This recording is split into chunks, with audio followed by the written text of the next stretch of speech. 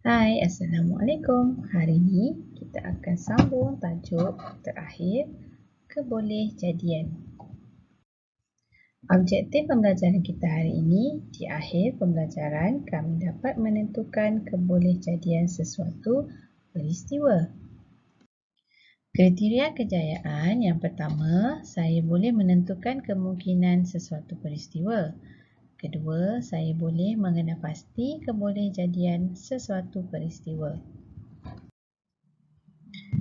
Apa itu kebolehjadian? Kebolehjadian adalah kemungkinan sesuatu peristiwa itu berlaku.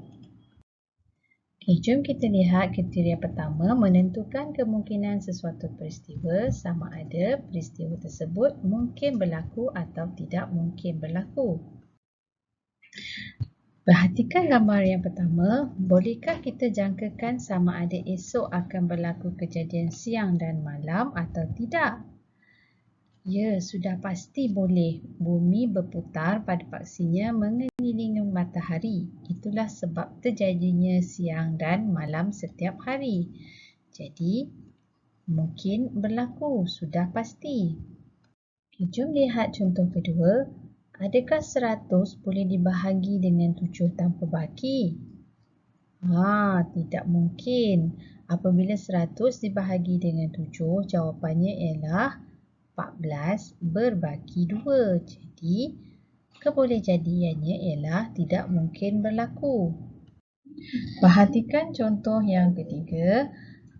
Adakah mungkin guli merah dikeluarkan daripada kotak ini? Mungkin. Guli merah memang ada di dalam kotak.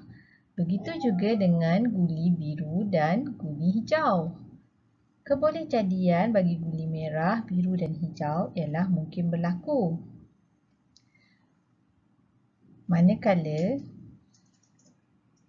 kebolehjadian bagi guli putih dikeluarkan daripada kotak adalah tidak mungkin berlaku.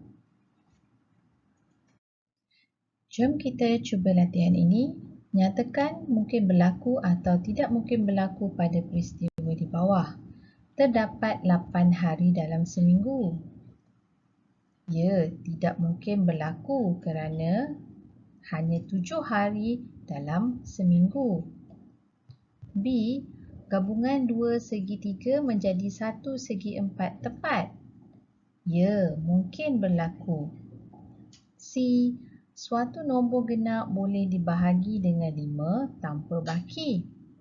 Mungkin berlaku kerana nombor genap seperti 10, 20, 30 boleh dibahagi dengan 5 tanpa baki. D. Burung penguin ada di pantai Malaysia. Tidak mungkin berlaku. Jom lihat kriteria kejayaan kedua, menentukan kebolehjadian sesuatu peristiwa sama ada ia pasti, mustahil, kecil kemungkinan, besar kemungkinan atau sama kemungkinan. Ada 5 kebolehjadian peristiwa yang perlu kita ketahui. Pertama, pasti. Pasti ialah peristiwa yang akan terjadi.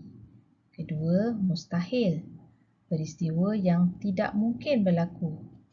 Ketiga, besar kemungkinan.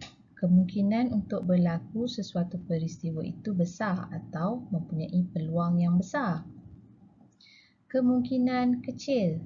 Kemungkinan kecil adalah peluang yang tipis. Dan yang kelima, sama kemungkinan.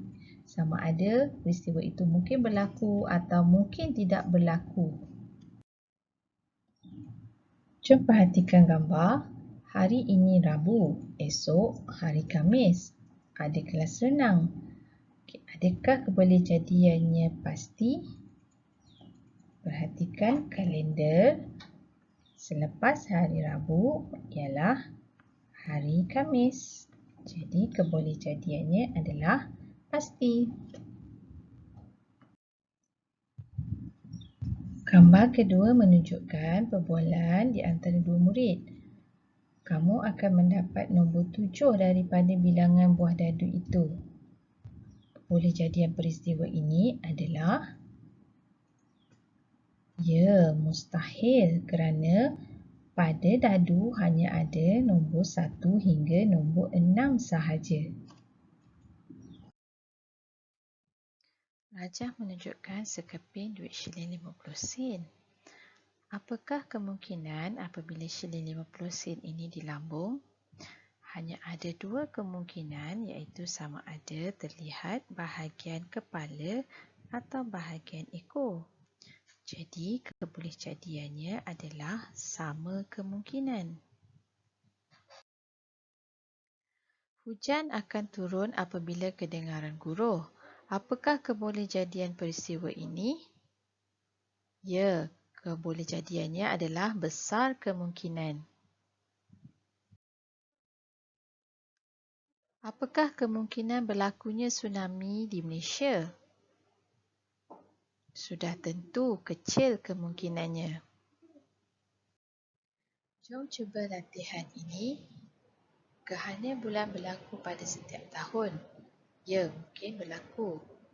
Satu hari nanti kucing bertanduk. Tidak mungkin berlaku. Setahun ada 366 hari. Ya, pada tahun lompat. Robot menjadi pelayan di restoran. Ya, mungkin berlaku.